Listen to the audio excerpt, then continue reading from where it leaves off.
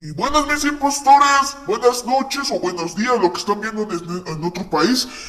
Recientemente Fandagüita ha subido una publicación del episodio 4 de Awimia. Así que no sé si voy a aparecer yo o no va a haber un segundo round de Aldroxy y yo. Y no sé si voy a aparecer yo. Ni siquiera me ha contestado el Fandagüita. Pero voy a esperar hasta que me responda si no voy a aparecer yo o si no voy a, si voy a aparecer.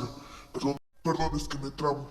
No sé si voy a aparecer yo, es la opinión de fan de Agüita. No sé si voy a aparecer yo, pero no creo que Agüita y Mía me estén cuidando porque yo no sé. Así que dejan sus comentarios a ver si una opinión se aparezca y dile si voy a aparecer a fan de Agüita. Así que es la opinión de fan de Agüita. Así que, a ver, si estás viendo esto, fan de Agüita, y es que bueno, no sé si voy a aparecer en esa cuarta entrega. Es tu opinión, solo dime en los comentarios nada más.